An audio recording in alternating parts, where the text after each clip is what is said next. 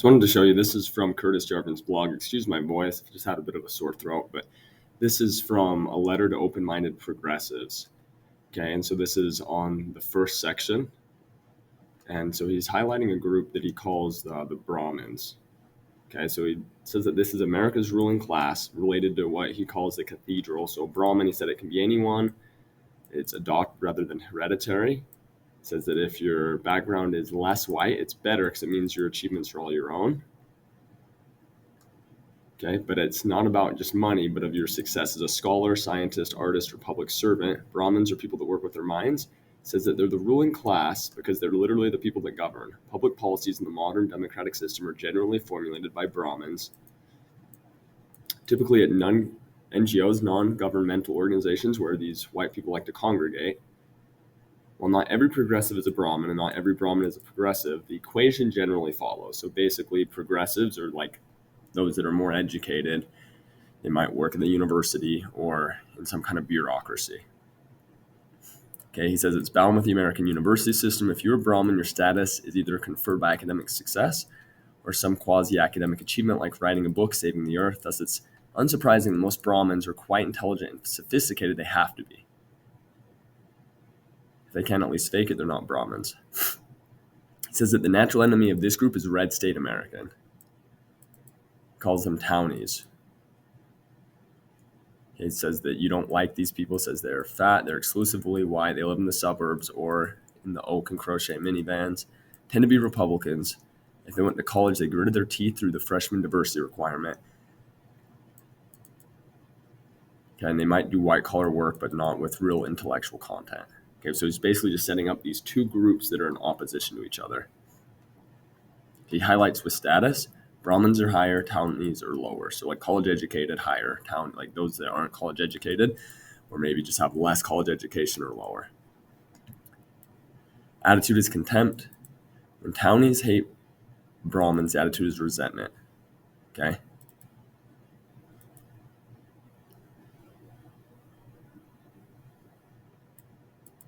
Talks about how things flow downward to the Townies. Okay, so he's setting up just these two groups in the U.S. that are opposed to each other. Basically, a lot of it's just like educated versus non-educated.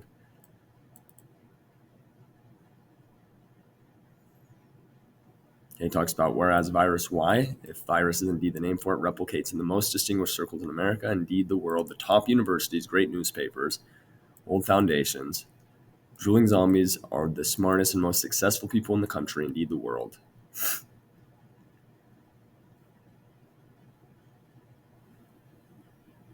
Okay, he highlights the idea that progressivism is the mainstream American tradition. Talks about how in Harvard you see a smooth progression up. You don't see violent reversals or inflection points. And we have good old modern day progressivism.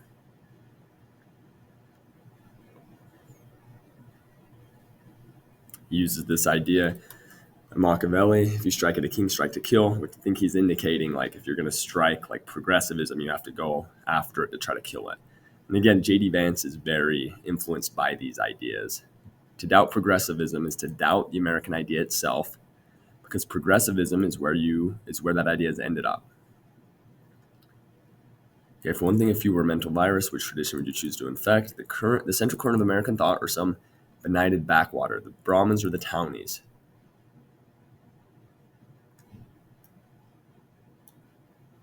Okay, since it's called the letter to open-minded progressives, he's saying, I'll assume that you're a Brahmin, so like the educated. Entire worldview has been formed by Harvard, the Times, the rest of what they call the establishment.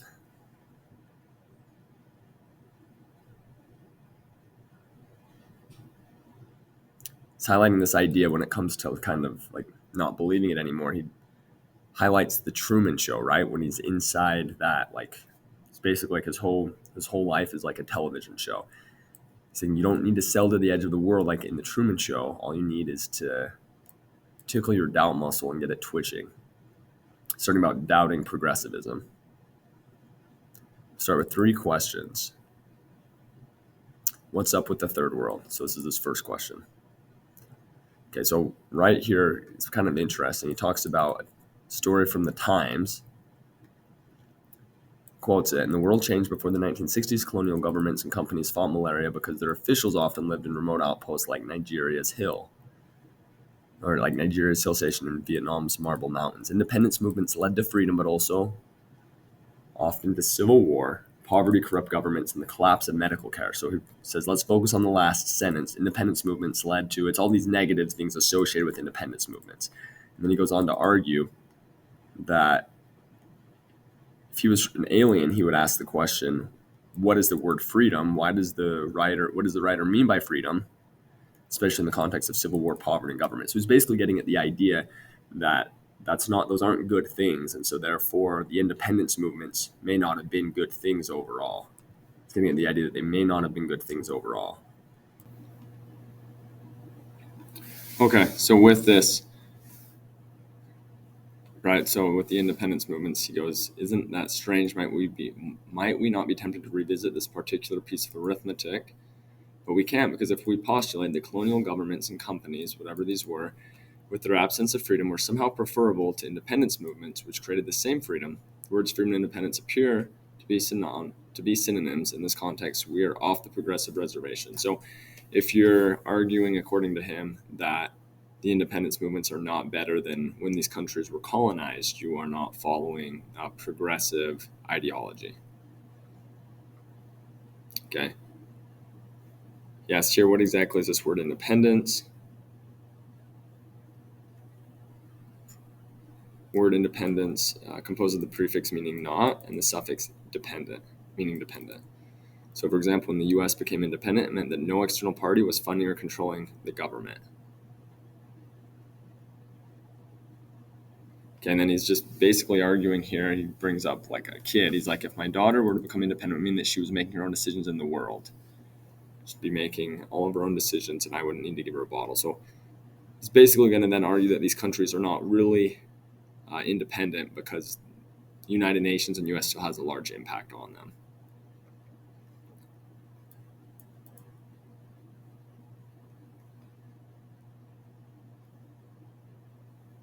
Highlights here: when Zimbabwe became an independent country in 1980, it was a focal point for international optimism. Its independent rulers of the new free Zimbabwe refused to tolerate challenges to their power.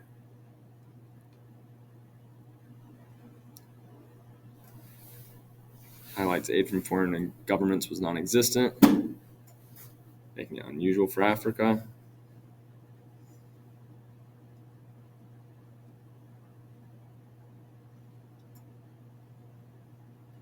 And brings up the idea of nationalism with Ho Chi Minh.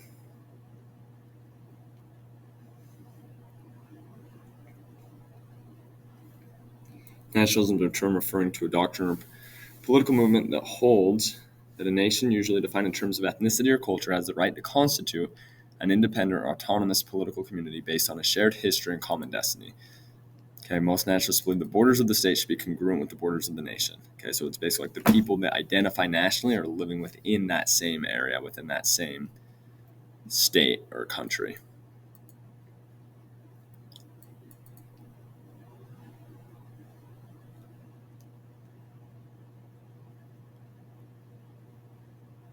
Okay, and then he brings up the idea of like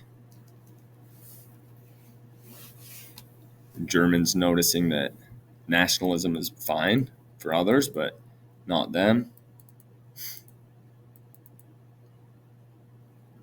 But how there's some types of nationalism. So, for example, Southern nationalists in the United States is considered bad, like Confederate pride.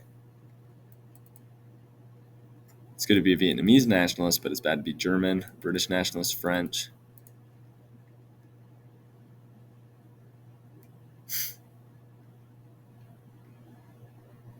So he says he doesn't believe in any kind of nationalism. He brings up the idea, what was so bad about the Nazis? Murdered 10 million people, that's bad. Recommends a book called Human Smoke. He says it gives a wide-ranging, astonishingly fresh perspective on the political and social landscapes that gave rise to World War II.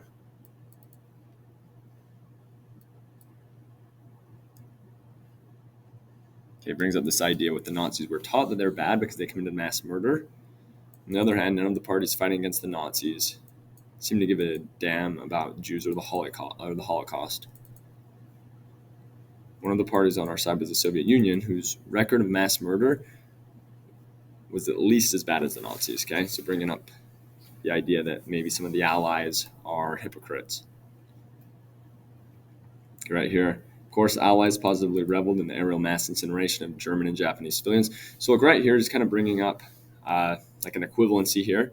I would argue a false equivalency. Some might disagree, but he's bringing up like what I view as a false equivalency between the actions of Britain and the United States and the Allied countries and those of Germany and Japan, saying, look, the Allies, they were incinerating German and Japanese civilians,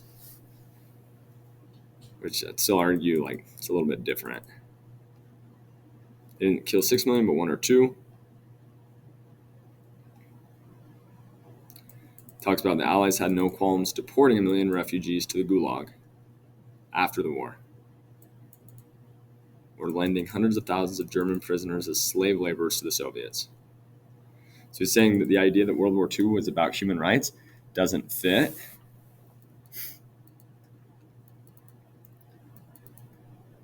This brings up this idea, if Nazi human rights violations were not the motivation for the war that created the world that we lived, what was?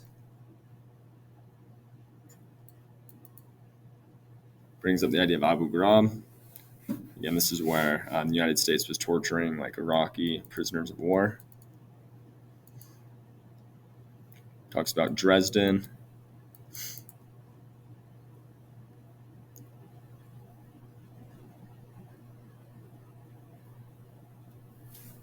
So I'm guessing here that he's going to set the stage to essentially argue that like progressive ideology in the United States, moving toward progressivism, that we're not any better than the Soviet Union or Nazi Germany or these other groups. Neither the Soviet Union nor the Third Reich is with us today, but the most recent historical examples are North Korea and South Africa. North Korea is somewhat Stalinist.